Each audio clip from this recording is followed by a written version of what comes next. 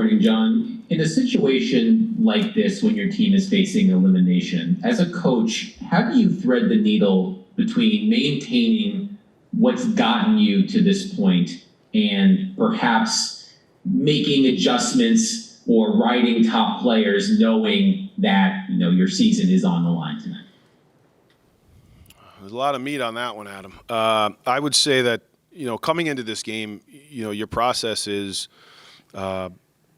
what have you done well in the series? What are things that need to continue to get better? I think you really have to take the things that went on in the last game, things that you did well, but also there's some more opportunities in those areas that you did well to continue to hit on. Some other areas that they have made some slight adjustments or exposed some areas on us that need to be fixed. So your process is always the same regardless of the game. And that's one of the focus things that we've had in a lot of these situations is let's get better after the game. We had a good day yesterday. We're focused and we're prepared to play. And, that process doesn't change.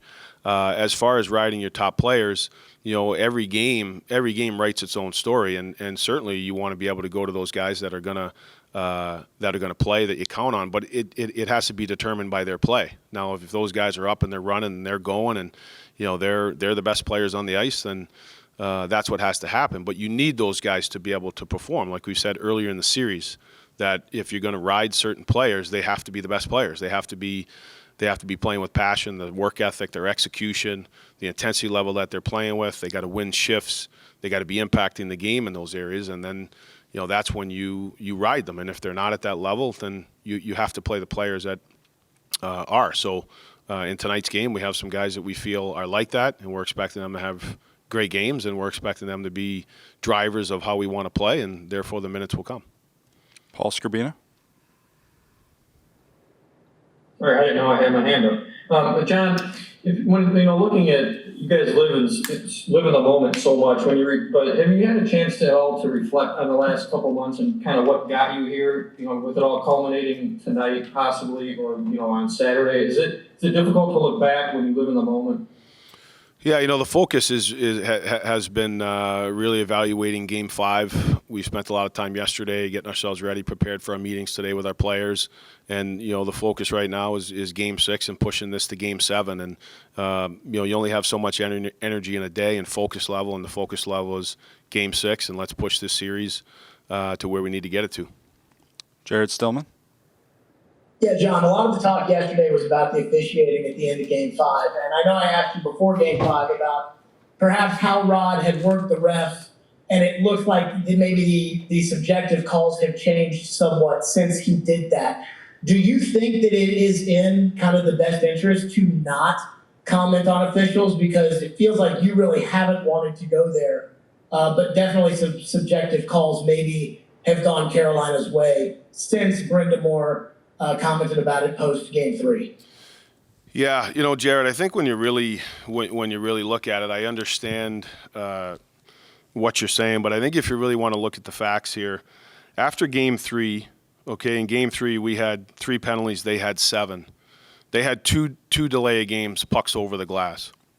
So if you take those out, that's not a subjective call. The penalties were 3 to 5. We had 3, they had 5. And you're saying that Rod went out and has influenced what has gone on. And if you look in Game 4, we had 5 penalties. They had 3 penalties. We had 2 delay games, pucks over the glass.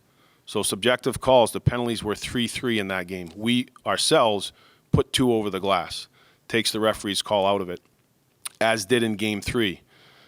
Game 4, we had 4. They had 4. So, to me, the focus should be that's what happened in the series. So, I think when you look at the stats and what penalties were called and what penalties weren't called, it has had no bearing on what's been called. The biggest differences in all the games have been the pucks over the glass, the delay games. Chris Harris. Hey, John. Jordan Stahl's had 4 goals and 5 points in this series so far. What more can you guys maybe do to neutralize his effectiveness? Well, he's certainly a good player. I mean, he's a big, strong guy. I think he's scored some real good goals in and around the net front. You look at the 4-on-4 goal and a couple of his other goals where he's a hard player to contain. So, you have to make sure that our body positioning on him is strong. You're up and underneath the stick. You don't have situations where, he can roll you and use his size. Whether you're, a big player playing against him or a smaller guy, it's a challenge that we have to make sure that we get better in. But, it's a really good player making an impact on the series, and you have to be aware of what his strengths and weaknesses are, which we are, but we've got to do a better job, obviously, in some areas with him. Alex Stardy. Yeah, John, the Colton Sissons line, as was the case for much of the regular season, has gotten a start in every game of the series, and I think started at the beginning of every period, too. Why is it important for you and for your team for that line to play the first shift of every period? Well, they play the game the right way. They're big, strong guys. They can help you get momentum with the intensity level that they play with. Particularly, they can get in on the forecheck. They can be physical.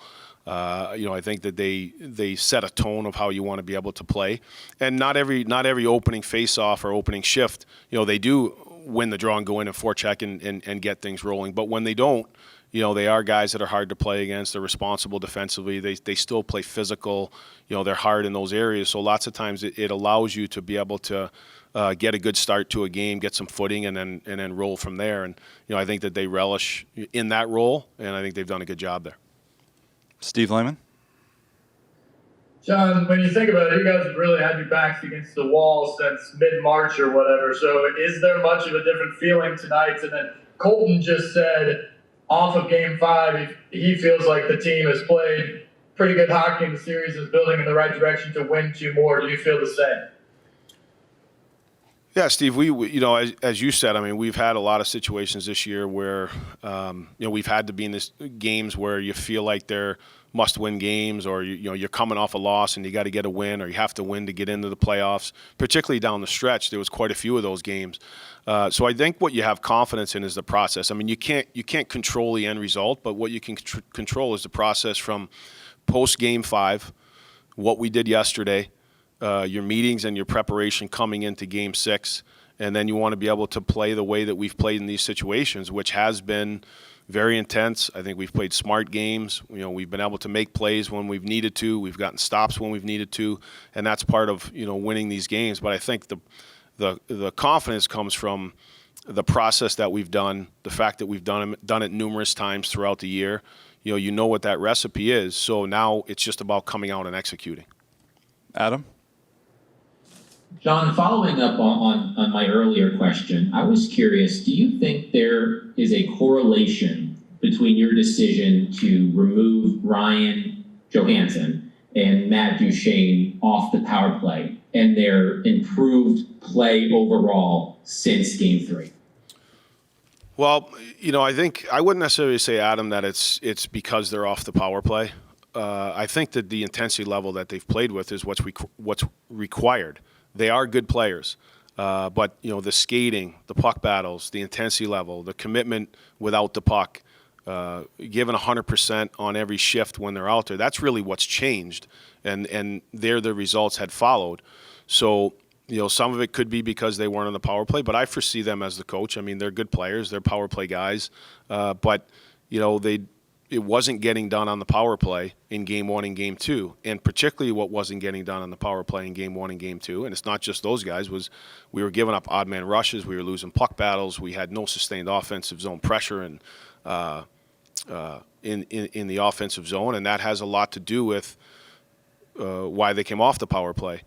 But it all comes down to the commitment level that we need them to play with, and when they play with that commitment level, they're very good players. Whether they're 5-on-5 in on the power play or just 5-on-5, that's what we need from them.